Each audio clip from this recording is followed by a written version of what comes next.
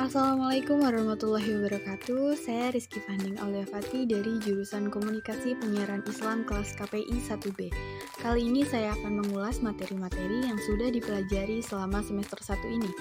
Untuk mempermudah penjelasannya, di sini saya sudah membuat diagramnya. Oke, baik, saya akan menjelaskan secara singkat materi-materi yang ada di diagram ini. Materi pertama tentang hakikat pendidikan kewarganegaraan dalam mengembangkan kemampuan utuh sarjana atau profesional. Pada hakikatnya, pendidikan kewarganegaraan adalah program pendidikan yang berintikan demokrasi, memberikan pengaruh positif dari pendidikan sekolah, masyarakat, dan orang tua, dan diharapkan peserta didik menjadi manusia yang lebih baik dan sesuai ketentuan Pancasila dan UUD RI 1945. PKN sebagai mata kuliah atau mata pelajaran wajib karena untuk membentuk jiwa nasionalis dan cinta tanah air. Esensi dan urgensi identitas nasional sebagai salah satu determinan pembangunan bangsa dan karakter.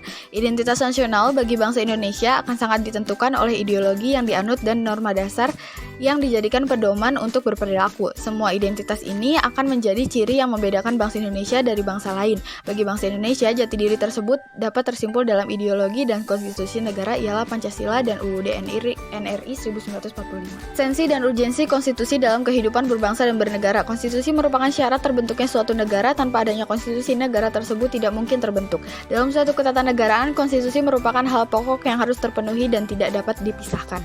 Sumber historis, sosiologis, dan politik tentang konstitusi dalam kehidupan berbangsa dan bernegara Indonesia. Secara historis, dalam sejarah kebangsaan Indonesia berdirinya Organisasi Budi Utomo tahun 1908 disepakati sebagai Hari Kebangkitan Nasional karena pada saat itulah dalam diri bangsa Indonesia mulai tumbuh kesadaran sebagai bangsa walaupun belum menamakan Indonesia.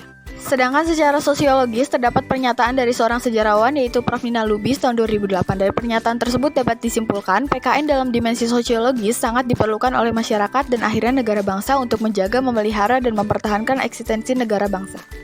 Sedangkan secara politik, pendidikan kewarganegaraan mulai dikenal dalam pendidikan sekolah dapat digali dari dokumen kurikulum 1957 sebagaimana dapat diidentifikasikan dari pernyataan Somantri bahwa pada masa Orde Lama mulai dikenal istilah kewarganegaraan pada tahun 1957, civics pada tahun 1962, pendidikan kewarganegaraan 1968.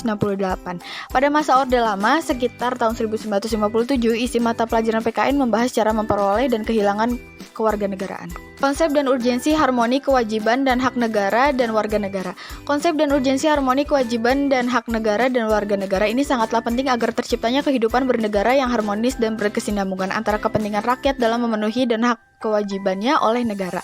Oleh karena itu diperlukan kerjasama antara negara dan warga negara karena jika tidak ada keselarasan antara kewajiban dan hak maka akan terjadi ketidakadilan yang memicu pemberontakan.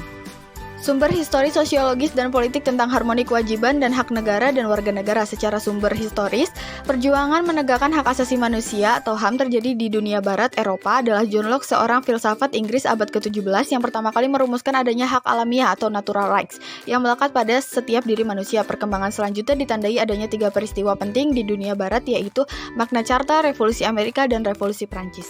Secara sosiologis, sumber sosiologis dapat dilihat dari gejolak dalam masyarakat yang awalnya budaya bangsa kita yang dikenal dengan sabar, penuh sopan santun, sekonyong-konyong menjadi pemarah, suka mencaci, pendendam, perang antar kampung dan suku dengan tingkat kekejaman yang biadab. Situasi bergejolak ini dapat dijelaskan secara sosiologis karena memiliki kaitan dengan struktur sosial dan sistem budaya yang telah terbangun pada masa lalu. Sedangkan secara sumber politik yang mendasar dinamika kewajiban hak negara dan warga negara Indonesia adalah proses dan hasil perubahan UUD NRI 1945 yang terjadi pada era reformasi. Demokrasi Pancasila merupakan landasan negara dan pedoman bagi masyarakat Indonesia untuk kehidupan bernegara yang terkandung dalam kelima sila dalam Pancasila. Implementasi demokrasi dari beberapa negara di dunia. Setiap negara mengartikan demokrasi berbeda-beda dengan atmosfer geopolitik yang berbeda. Pemerintahan demokrasi di seluruh dunia dapat dikelompokkan menjadi 8. Dikutip dari Science ABC, 8 jenis untuk bentuk utama demokrasi yaitu demokrasi langsung, demokrasi tak langsung, demokrasi presidensial, demokrasi parlementer, demokrasi otoriter, demokrasi partisipatif, demokrasi Islam, dan demokrasi sosial. Konsep dan urgensi penegakan hukum yang berkeadilan. Menurut para ahli, salah satunya menurut Cranenburg dan TKB Saboredin, kehidupan manusia tidak cukup dengan aman, teratur, dan tertib, manusia perlu sejahtera. Negara mempunyai tujuan manusia terjamin kesejahteraannya dan keamanannya. Teori Cranenburg ini banyak dianut di negara-negara modern di dunia. Negara kita mempunyai 4 tujuan negara yang tercantum dalam alinea keempat pembukaan UUD 1945. Konsep dan urgensi wawasan Nusantara. Konsep wawasan Nusantara menciptakan pandangan bahwa Indonesia sebagai satu kesatuan wilayah merupakan satu kesatuan politik, sosial, budaya, ekonomi, serta pertahanan dan keamanan. Atau dengan kata lain, perwujudan wawasan Nusantara sebagai satu kesatuan politik, sosial, budaya, ekonomi, dan pertahanan dan keamanan. Konsep dan urgensi ketahanan nasional dan bela negara. Ketahanan nasional diperlukan dalam menunjang keberhasilan tugas pokok pemerintah seperti tegaknya hukum dan ketertiban, terwujudnya kesejahteraan dan kemakmuran, terselenggaranya pertahanan dan keamanan, terwujudnya keadilan hukum dan keadilan sosial, serta terdapatnya kesempatan rakyat untuk mengaktualisasi diri dan kelangsungan hidup bangsa dan negara serta perjuangan mencapai tujuan nasional. Mengetahui kelebihan bangsa Indonesia yang sesuai dengan wawasan Nusantara untuk mewujudkan ketahanan nasional. Dalam rangka memahami konsep wawasan Nusantara menjadi melembaga pada semua komponen masyarakat Indonesia adalah yang paling utama adalah menciptakan rasa nasionalisme kepada bangsa kita sendiri yang kaya akan segala potensi yang ada di dalam Indonesia dan juga berusaha untuk dapat mempertahankan kesatuan dan persatuan kita untuk mempertahankan integritas bangsa Indonesia. Dan yang terakhir, materi anti korupsi. Pencegahan dan pemberantasan korupsi di Indonesia saat ini didasarkan pada Undang-Undang Nomor 31 Tahun 1999, Undang-Undang Nomor 20 Tahun 2001 tentang tindak pidana korupsi. Dengan demikian, pada prinsipnya pencegahan dan pemberantasan korupsi yang telah menjadi komitmen bangsa Indonesia. Komitmen ini ditujukan dengan penyelenggaraan pemberantasan tindak pidana korupsi secara represif dengan menegakkan undang-undang tindak pidana korupsi serta dengan membentuk suatu lembaga yang secara khusus diadakan untuk mencegah dan memberantas korupsi, yaitu Komisi Pemberantasan Korupsi atau KPK.